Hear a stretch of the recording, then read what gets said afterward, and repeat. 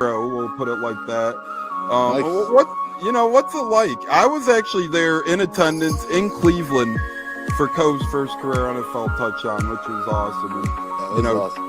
It was a great game. You could hear me on camera. I was just screaming, "Say it ain't so, Coe! Say it ain't so!" Sadly, from there, the game kind of went off the rails a little. That was the last high moment of that game, but it was a great game. Overtime loss, fun time. Yeah. But how was that moment for you? Seeing the first, whether it was on TV, in person, wherever you were, seeing his first NFL touchdown. How was that?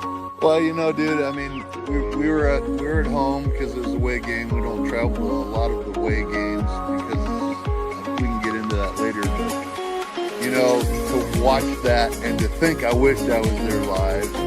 So to have your video was so cool. And just that, this is so cool. I mean, that was so cool for us. Catching it from Tom Brady, right? Like he's got the ball yet. I mean, first NFL touchdown means a lot, right? I mean, as a dad, that's just so cool to see. And it's just, it was fun to watch. And, it didn't have the outcome we wanted, but still the same.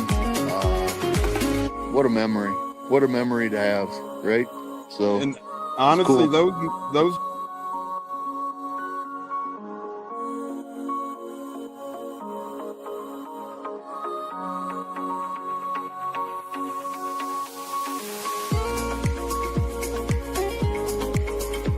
one of the best guests ever, the Buccateers in the house.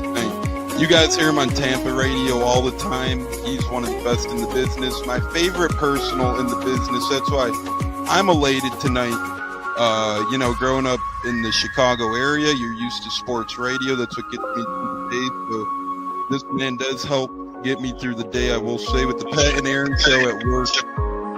Nothing like it. So it's incredible. It looks like we got Stunna bumbling in. I'm Tampa Tones.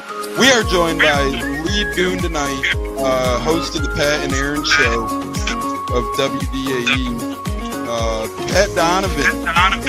And it sounds like Stunna is bumbling a little bit. Going to put him on mute for a second until that gets a little cleared. But we're joined by Pat Donovan. It looks like Stunna's hanging out with Cheech and Chong in a car with the windows up or something over there. It does look like he got a little... No, my camera's broke. And he was trying to pull me in big time. And then I was like, nothing's happened with Indianapolis yet. Like, I really want to give Indy a chance. And then also I talked to Cody Gruden, once he took over Rich McCann, was still like, well, look, I was like, y'all just give me the opportunity to explore free agency, see what's going on, and then can I make it do it. All right, everyone, you are tuned into the Buccateers, a wide receiver, Kalen Geiger, and we are about to have a great pod. This is the Buccateers. You're tapped in, and here we go.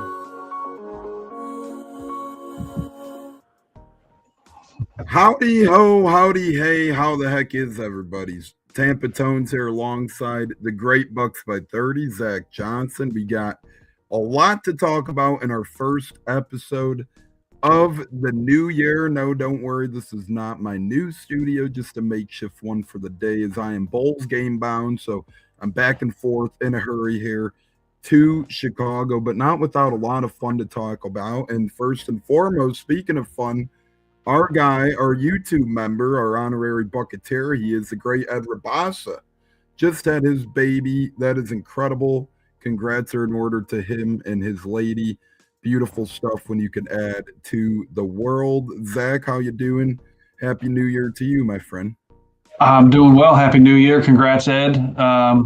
Hopefully you banked up some sleep, brother, because you're going to need it. Yeah, if you have anyone to ask, it would be Zach here, as he is the father figure of the, well, not of the pod, but a father in real life too. So there you have it. Good stuff there. But no, Ed, seriously, congrats. And maybe the Buccateers will send you a little package to hook up the little one for having home. Also, congrats are in order to Ed for winning our championship league. Zach, well done on running your league again as well. That was a lot of fun. So fantasy football officially has come and gone for the year as well. And coming and going is also the great J-Lo. J-Lo, how you doing? You guys both won some money in the Buccateers league. Zach, you finished in second in total. J-Lo, you got first regular season. So J-Lo, how you feeling? Happy New Year to you, my friend. Yes, Happy New Year. Can you hear me? We Yeah. could hear you, brother. All right, just double checking. Sorry. No, man, that was fun, man. Even though Zach knocked me out of the playoffs, congrats. That was fun. Yeah, my team had no business being in the playoffs, man. Hey, you got in, and that's all you need to do. And sometimes, well, more so in fantasy, that's what it takes. I got in the championship at one league at 6-8. Sadly, the Buccaneers going to get in at 8-9 and do that, but it has led to a plethora of changes. As our guy Ed says, thank you, fellas. Me and the wife say thank you, and we're excited for this new Bucs fan, as are we. Any new Bucs fan, well, any newborn is a beautiful blessing, but a Bucs fan is always, always, always amazing. And now you and the wife have an amazing little one on the way. Richard, happy Bucs Black Friday. I was a Tyler Loop field goal away from winning my pick'em last week, wide right at $400. Oh man, That's rough. Yeah, that is rough. Zach, I don't know if you saw that game, but that was a fun one. Steelers, Ravens. I know you're happy with your nephew being on Pittsburgh. Yeah. Crazy game, man. The last couple of minutes of that game were, that's what playoff football is all about. No, it wasn't a playoff game, but it had a playoff atmosphere. Mixed extra points, kickoff past the 50, crazy fourth down play, then a missed field goal. Crazy. You couldn't script it up any better.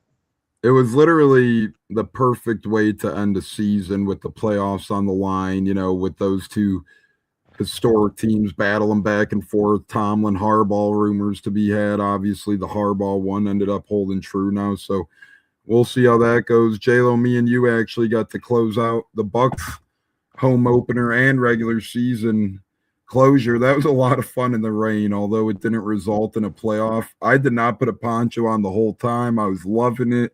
We were going at it with Panthers fans in a fun way. It was just a fun game to be a part of. J-Lo? Oh, hell yeah, it was. Anytime you freaking beat you. Can you hear me? Yep. Can you hear me? Yes. No, my bad. I think you're a little delayed. No, keep anytime going. you get a chance to. Now, anytime you get a chance to beat your division foe, even though we didn't make the playoffs, but they definitely played a lot better than they had the last few games. And I got to say, it was OG of you not wearing a poncho. You're a real one. I know I put mine over my Tristan Wirfs jersey. I didn't want to ruin it, so. Once I seen the Bucs logo on the poncho, I'm like, I want to keep the poncho. It wasn't just the red poncho at that point. And Kalijah Cansey, I already told him I was rocking the Cansey. Couldn't let him down. He actually reposted it on Twitter, like my Instagram post. So cool of the big man to be following. He appreciated that I was wearing his jersey. Somebody appreciative of his return was surely Todd Bowles, but it didn't do enough to get him into the playoffs. And now you're seeing casualties happen from missing the playoffs. And Zach, today was rapid fire, starting with Josh Grizzard, a move that needed to happen, right? This was, if Bowles kept his job, this guy had to go. I don't think there's any debate about that. No, I don't think there's any debate about it. I think we were all kind of just waiting for that shoe to drop. I am a little surprised that the first shoe to drop wasn't McGaughey. That should have happened immediately after the season was over, right, wrong, or, whether they were keeping Bowles or not, like that should have happened immediately. I don't even know. I think we can chalk up 2 losses to special teams this season at a minimum. So, we did see a lot kind of trickle down pretty quickly. I hope we aren't finished seeing some of the adjustments being made. But, we'll see. This is always a crazy time. These guys will more than likely, catch on somewhere else, the ones that didn't retire. So, don't feel too bad for these guys. It's kind of like a revolving wheel of opportunities once you get into that NFL life. You hit the nail on the head there, Zach. If you look into an assistant, especially, the not lower level ones, not a knock on their title, but say the secondaries coaches, the cornerbacks coaches, the defensive line coaches, their coaching resume is usually insanely large, and part of because they could keep their foot in the door. So don't feel bad for the ones that didn't retire. They'll go to college or NFL and still be making 6 figures a year doing what they love the most. And Josh Grizzard, he's a young guy. He'll get his chance. But, J-Lo, I have to certainly agree with Zach. Thomas McGaughey not only should have been the first one gone today, yesterday, Tuesday, Monday, he should have been gone in September, October when we were having he was trying to make all-pro caliber kicker Chase McLaughlin look like he didn't even belong on the roster at one point. Same with the good punter and Riley Dixon. So J-Lo, from Grizzard to McGaughey, offense, special teams. We'll get into head coaching and so much more, but I do want to give a kudos to Jason Light or Todd Bowles, whoever's pressing the envelope on getting rid of a lot of these guys. It needs to happen, and I will give kudos to whoever's the driving factor behind that.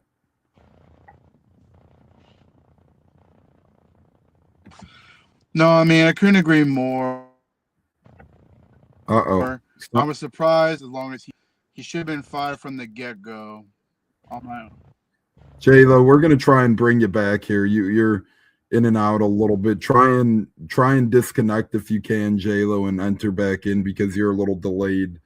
No worries on that, but just try and see if you could reconnect here, J-Lo, as we'll continue talking. As Fee says, hopefully we'll get the right staff, and that's important, especially if you're keeping Todd Bowles, Zach, which obviously we are by now, but we know this. Todd Bowles, obviously, the big reason, one of the main reasons why this team is where it is right now. He has to be willing to hire not buddies, not longtime tenured guys, but the right guys. We have to come in and see and this is probably the best year to hire an offensive coordinator that I could remember. You know, I mean, you have a ton of good caliber ones on the market right now. Ones where in years past you'd be like, I hope this guy's in Tampa. And some of those names are Mike McDaniel, Todd Monken, Cliff Kingsbury. Regardless, a lot of these guys have histories with Baker Mayfield too. So, Zach, this is Nate Scheelhaus, obviously a hot name. This is a perfect opportunity and the perfect time for the Bucs to need an OC because I think behind the Ravens, this is probably the most appealing job. A, because it's an offense full of weapons, right? I mean, you just have a ton of weapons. And B, if you hit a home run as the OC, you could be the next in line for a head coaching job of the Tampa Bay Buccaneers, right, wrong, or indifferent. Yeah, just don't forget Detroit's looking for an offensive coordinator too, and good point. Yeah, they're stacked, and I think I read that McDaniel has an interview lined up for Detroit. So, I'm not even going to sugarcoat it. McDaniel is the guy I want to see in Tampa. I hope we get a chance to at least bring him in the building and talk to him. But the fact that he's already got an interview lined up with Detroit is concerning for us that want him to be here as an OC. And that's assuming that some team like Tennessee or New York doesn't give him a head coaching opportunity because he should be in line for those as well. Yeah, and I that's what I would figure. I would personally believe that McDaniel should be a head coach next year. I mean, he's proven to me at least that he should be in this league.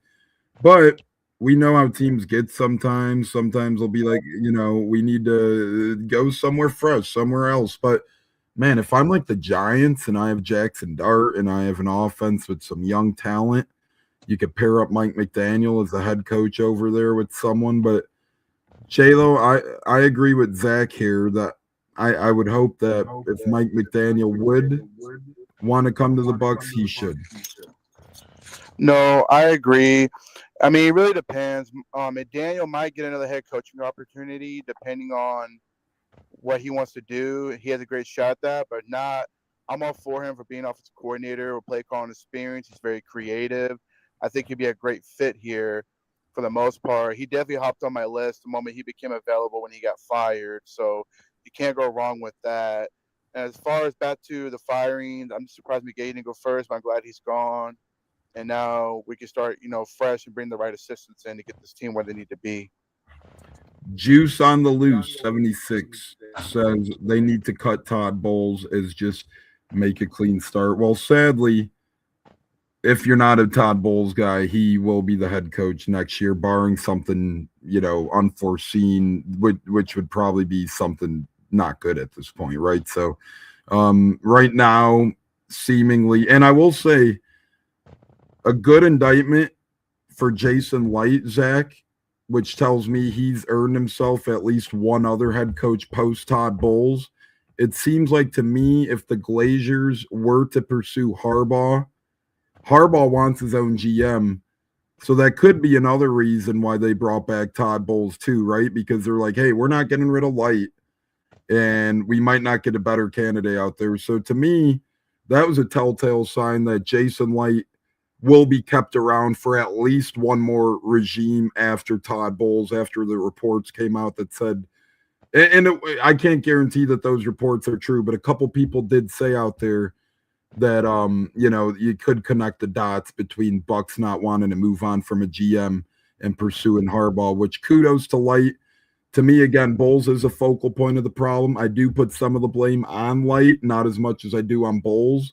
And I do think Jason Light does deserve one regime after Todd Bowles. I think at one point, a couple days ago, I thought they might be tied at the hip, but after that came out, I think Light is surely safe for at least one regime after Bowles too. Yeah, I really, I'm in a different camp. I think Light and Bowles should be evaluated separately. I don't think there's any connection there.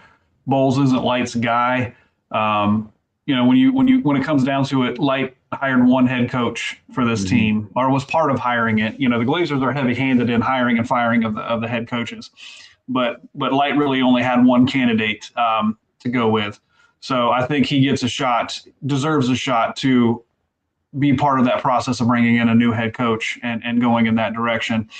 I put the downfall of this team squarely on the shoulders of Todd Bowles. And the reason that I'm so, a stickler for it is because, whether you like Jason Light or not, whether you like his drafting ability or you don't like it or what he does with free agents, this, that, and the other, the team that he handed over to Todd Bowles this season to start the season went 6-2 when we were heavily injured. They went 6-2 with some really good wins. I mean, they beat Houston, they beat Seattle. They, they had some impressive wins.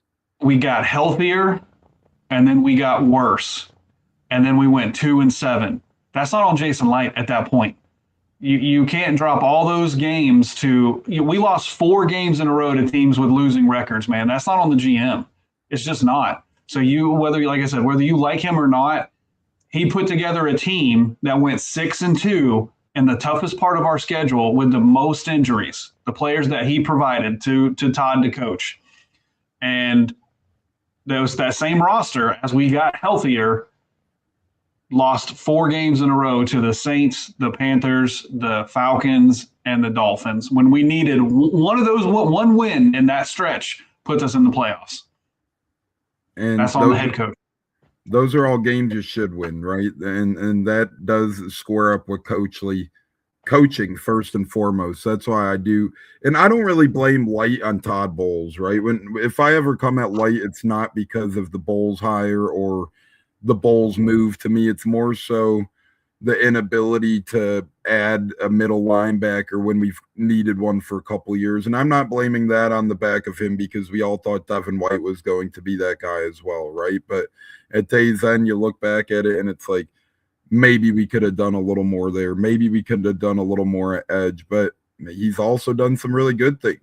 He clearly, Jamel Dean was willing to take such a big pay cut and still be here, and that paid off handsomely.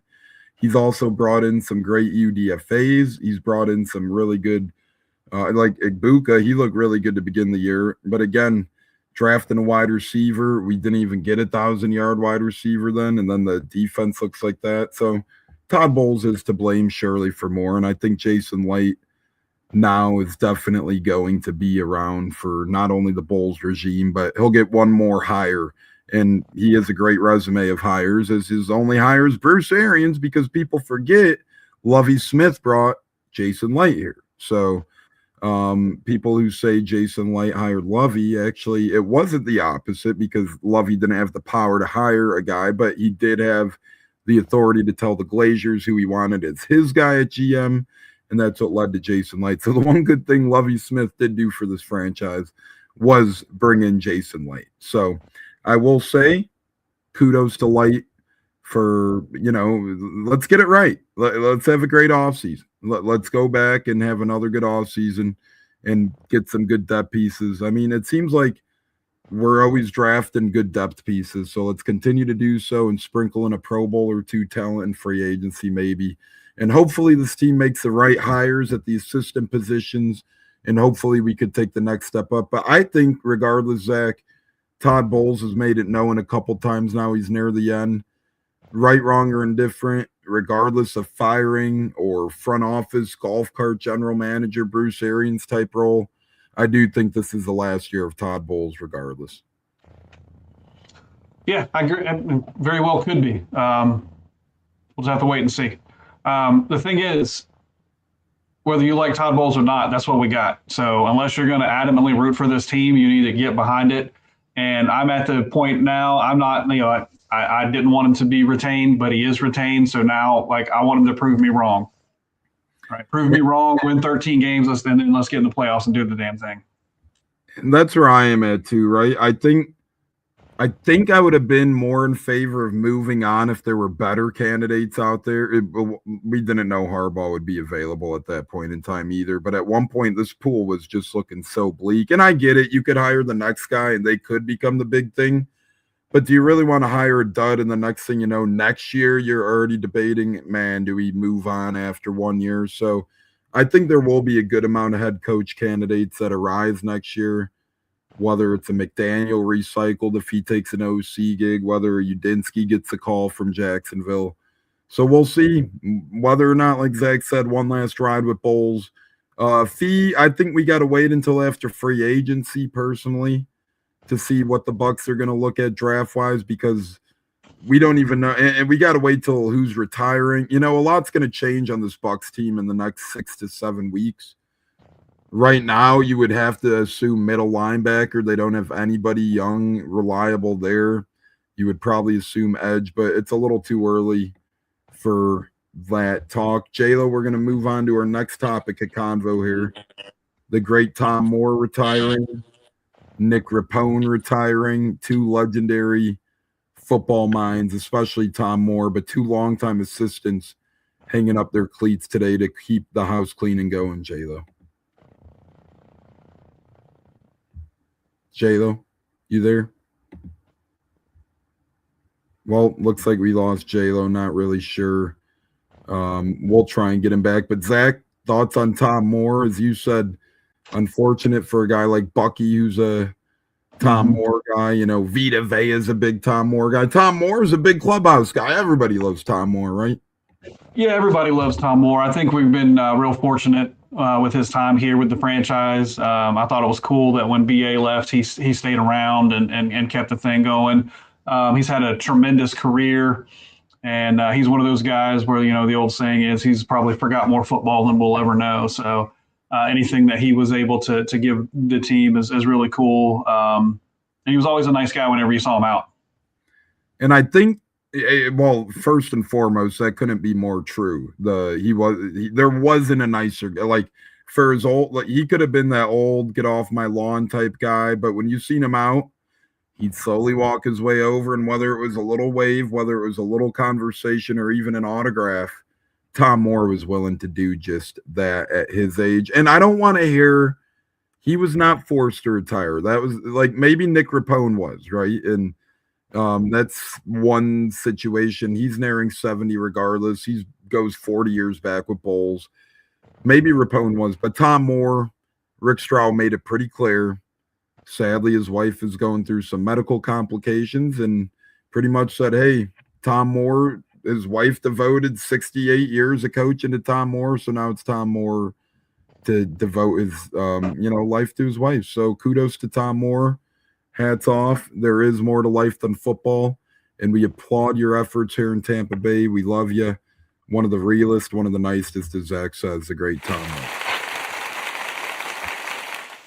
Moving on from the retirees, we got some more fireys to go over. Trisha saying, I'm with you guys on Bowles. Richard saying, do you think Glazers decided to keep Bowles? No, I don't think it's because of the Gruden thing, because let's be honest. That situation was more so, at least according to Scott Reynolds, who Zach got on our show this summer. Scott Reynolds said they were more so afraid of losing Raheem Morris, thinking he might be the next Mike Tomlin. So they kind of pinned the needle on Raheem and kind of rushed that. I don't think that was the case here, Zach. I don't think they had the same thing kept in mind. As I said before, whether you look inside the Bucs staff or outside, before McDaniel and Harbaugh became available, there wasn't a lot of meat on the bone in the head coach and field. And to me, the Glazers looked at that, Light looked at that and said, hey, instead of maybe risking the biscuit and not getting a legit guy, we'll just stick with what we got one more time.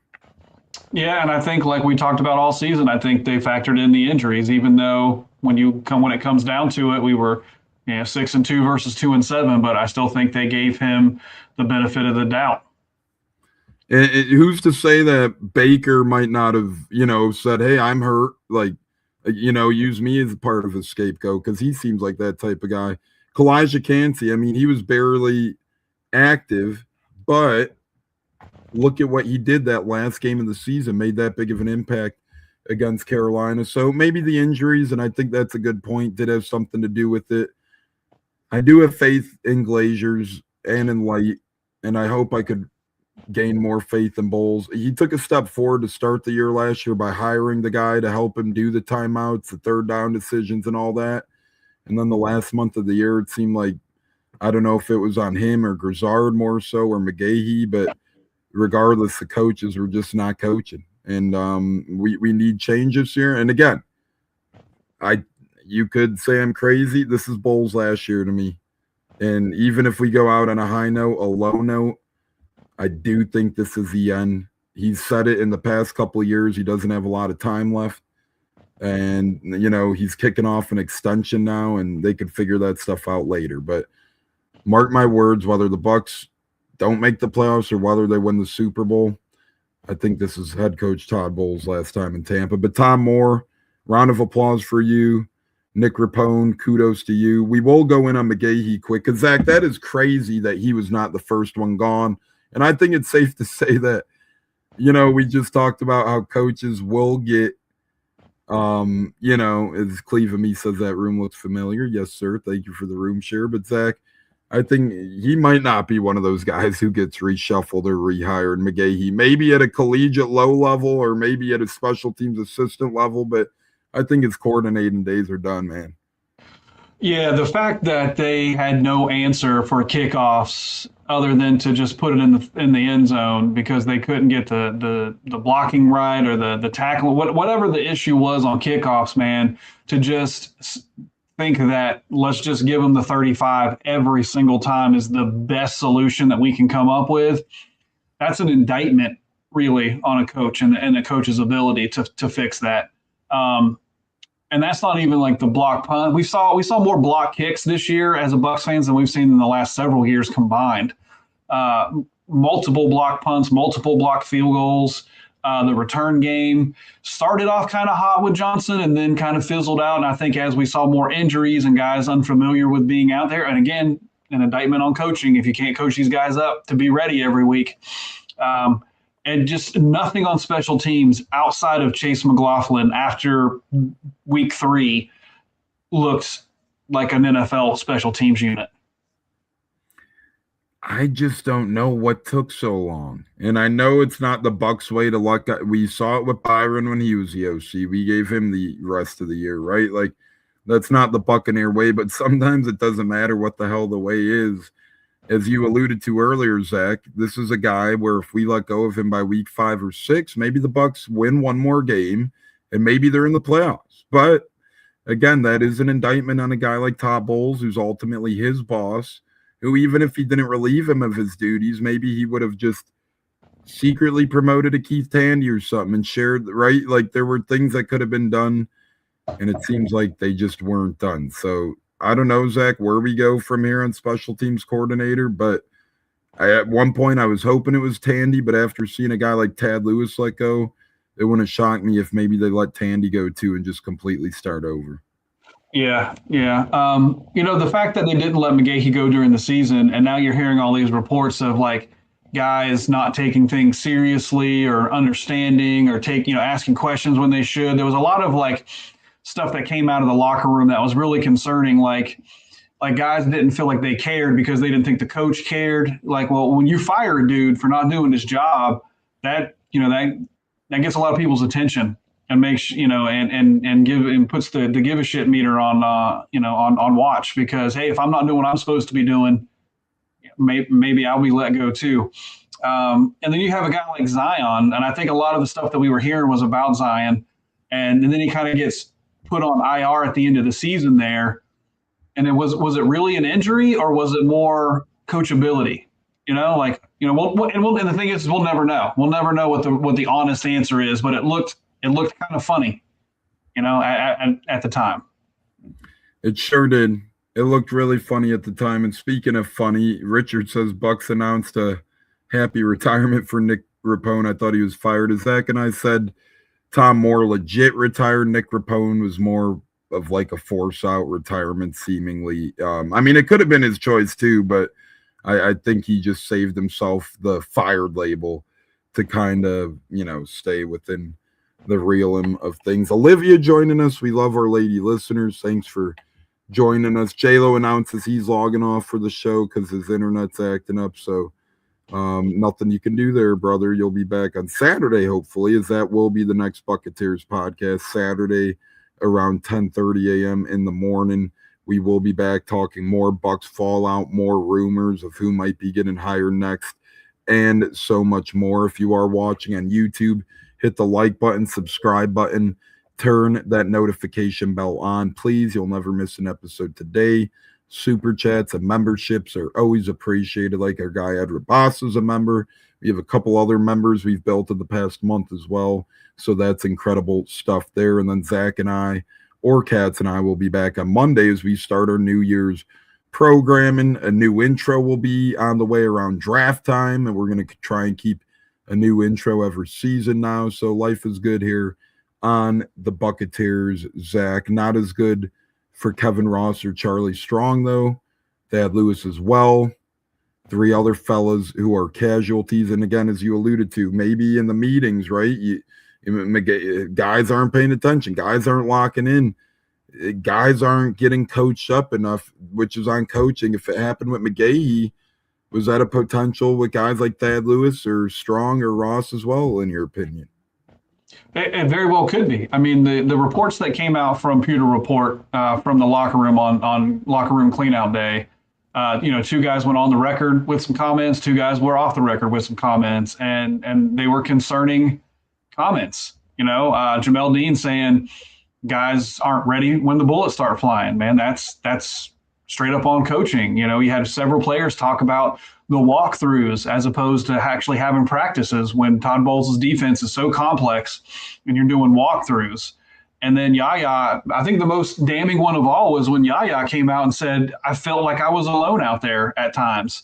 Like that's all on coaching. So that's why I think if you're gonna leave Bowles in place, I really think you've got to gut the entirety of the defensive staff, and you need to put somebody in there that has not necessarily the opposite approach, but like a different perspective that you can kind of talk through and pros and cons the situation, and really make sure that you're getting the guys to be in their best position to be successful, because that's what leadership is all about. But don't tell me what you can't do. Tell me what you can do, and then let me show you how we're going to be successful by putting you in the position where you can do what you're good at.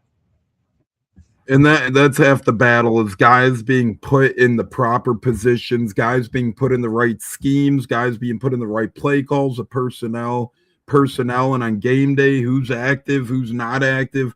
All those things add up. And a lot of we had a lot of questions, whether it was who's active this year, whether it was, clear lack of defensive mindsets or lapses. How many guys were running open for touchdowns? Kyle Pitts a couple times in that one game alone. Bijan week 1. How many times off the grip did the defense come out sleeping? So to me, Strong came in, and I was telling you before the show a little bit, Zach, if anyone stayed, I could see being him, only because he got Roberts up, he got Logan Hall, but ultimately his schemes and philosophies must have not been good enough. His attention to detail in those meetings, not getting players ready that probably cost him his job. Same with a guy like Kevin Ross, who at one point in time was looking like a young up-and-comer. He had a really good secondary, a couple of years back, a lot of things clicking for him. And now the secondary with guys like Winfield, Tyke Smith, and Jamel Dean and other guys just couldn't stop a nosebleed seemingly. So Thad Lewis, he might have fell victim to just needing change, right? Like he's been here since 2020. He's had a couple different roles now. He was an intern at one point. He was the assistant QB's coach. Then he was a QB's coach. He got interviewed for OC. He's been under 3 or 4 different OCs now. So maybe his is just, let's get a new voice in the building to help out Baker. I don't think Thad Lewis is done coaching anytime soon, Zach. Yeah, I agree. I think it was more about getting some different voices in the room. And it also points to, they're probably going to let the new OC bring in a QB coach. And as these things go, hell, they might even already know who the OC is going to be, right? And that firing at Thad Lewis is because of that. We don't know. And again, we're never going to know. All we're going to have is speculation and innuendo and a bunch of smoke on Twitter. We're just never going to know the truth. The only thing that we know for certain is that Rachaad White will not be back. If you follow him on social media, that post today was wild. Did you see the one he posted today from Friday? The stinky, those spraying, and then he said hottie toddy earlier. And yeah. I mean, Zach, profile pic to him and Jaden Daniels. Like he's going to be in a Commander's uniform next season. Zach, and let me put it like this. I love Rachaad White. Usually I'm never in the player's position when they act like that. And to me, maybe 1 or 2 was enough. Maybe Rachaad should have done 3 or 4. But at day's end, he was right. He was not used correctly. He wasn't utilized correctly. He deserved better in this offense. So, Zach, although I'm always on the side of professionalism, I think Rachaad White had every excuse in the book to have a little fun on Twitter and go back and forth with people a little bit. Because the Bucs, they messed him up. They did. Yeah, absolutely. Best back we had on the roster this year. Bucky had a big regression. He didn't look the same. I don't know if it's the difference in the scheme that what Cohen was bringing to the field as opposed to what Grizzard was bringing on the field. But Bucky did not look like the same cat from last year. But Rachaad was solid. I mean, how many times did we see him bust off a 10, 15, 20-yard run and then he doesn't touch the ball the rest of the game? Yeah, but we're supposed to be feeding the hot hand, So, like, the messaging was all mixed up. The personnel usage was catastrophic at times.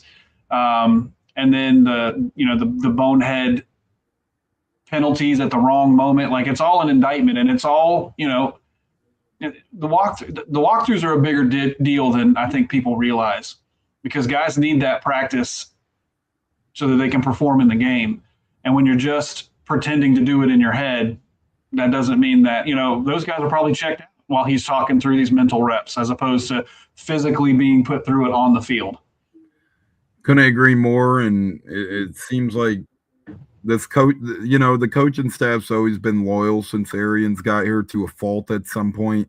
So maybe that was it with Bucky, but whether it was injury or mental things, Bucky wasn't Bucky of rookie year. And that's when you got to use Rachaad White more. You got to give Rachaad White more touches. Sean Tucker, you keep him at the goal line. That's fine. And I like Tucker there. But Rachaad White should be in on more pass downs. He's a great pass protector. He could catch the ball. As Zach alluded to, past couple of games, got a 20-yard run here and there. Stop using him. That was the nail in the coffin on a guy like Grizz for me. But it seems like close to a 0% chance at this point we bring in a DC, Zach. It looked like today it was announced that Bowles would be staying on as a DC. Kind of last-minute hopes, thoughts on what we might see of defensive hirings or more firings maybe to be had. I mean, one thing's for certain, even if you made the first purge, I don't think you're safe at this point if you're an assistant. Yeah, like I said, I want to see a clean slate on the defensive side of the ball, especially if that report is true that Todd's not bringing in a DC. That's going to be a play-calling DC because Foote has that title, but he doesn't call plays. So if he's not bringing in a play-calling piece DC, we need a complete overhaul on the defensive side of the ball. We need different perspectives in that room than what Todd is bringing because it's not working. And if we were willing to move on from Strong that quick, I don't know how Foote and Edwards stay around. And Caldwell. Yep. Because remember, he was on the Bucs, and then he left, got fired from Jacksonville, and then returned to the Bucs. Yeah, exactly. That's a little bit of the good old boys club type mentality right there. And I hope we bring in some alternate perspective to run the defense this next season, because it's going to.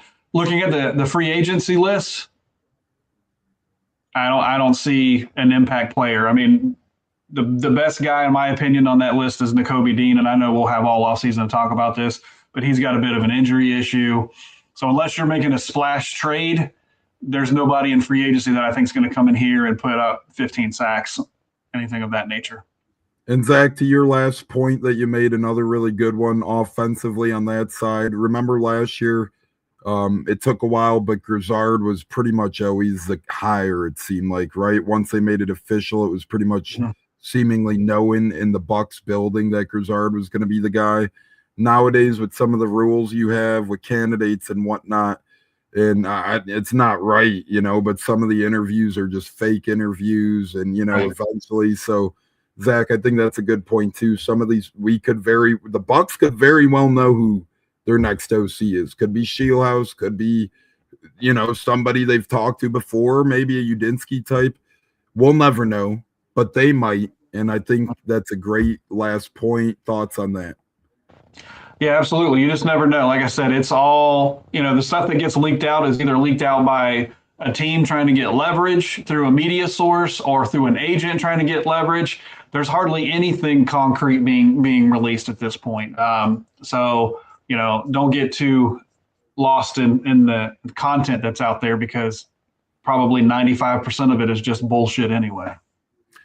And Richard, that was like us when we brought in Bowles, right? We transitioned, and it was a really good one. So, I mean, hey, I don't know. I don't know if this roster is built for that, but it can't be worse. So we'll see what the hell happens in terms of personnel and whatnot. Zach, last thoughts, final words on this action-packed show. Bowles is back. Grizzard is not. McGaughey is not. Moore is not.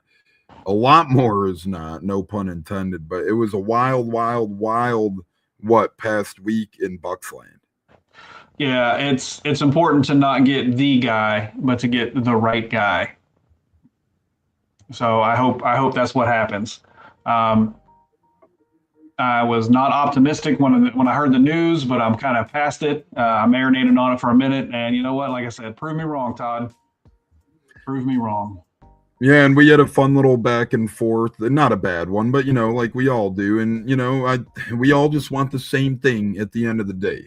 I don't think any of us care how the hell we get there. It's just win football games, please. Please. And I think I really think the Glaziers, Light, and Todd Bowles are showing right now, at least with this mini purge today, that they are serious about changing a lot of things around. I know Bowles, a lot of people wanted him gone, but he's not. If you're a real Bucs fan, you got to deal with it. I'm sorry. It's been worse before. It's been worse. We had Greg Schiano. We had Lovie Smith. It's been worse. So just please stick with the Bucs. Stay on par. And I'm telling you, I don't have sources. This is just a guess, but a gut take. Todd Bowles last season, not in the organization, but as a head coach in general, Zach. Then to me, he gets moved to golf cart GM. But Zach, any last words for the new year before we hop out, brother? No, I'm good, brother. Just be safe out there tonight as you go enjoy some basketballs. Yeah, of course. It was a nice day in Chicago, about 50. Now it's starting to rain, but it should be fun. The Bulls heat. Bulls need a win. So we'll see. Free tickets from work, free parking pass, can't beat it. So, music to my ears there. But, brother, whatever your Thursday night entails, enjoy. College football fans, enjoy the playoffs. And we will be back on Saturday. Bucs by 30, J-Lo, Tampa Tones out on the Buccateers. Thank you, Bud, Olivia, and the rest, Richard, everybody else for joining as well. We'll be back Saturday. Thank you very much. Be safe, everybody. Have a great Thursday. We'll put it like that. What's it like? I was actually there in attendance in Cleveland for Coe's first career NFL touchdown, which was awesome. And, That was awesome. it was a great game. You could hear me on camera. I was just screaming, "Say it ain't so, Coach! Say it ain't so!" Sadly, from there, you know, the game kind of went off the rails a little. That was the last high moment of that game, but it was a great game. Overtime loss, fun time. But how was that moment for you? You know, seeing the first, whether it was on TV, in person, wherever you were, seeing his first NFL touchdown. How was that? Well, you know, dude, I mean, we were at home because it was a away game. We don't travel to a lot of the away games because we can get into that later. But, you know, to watch that and to think I wished I was there live.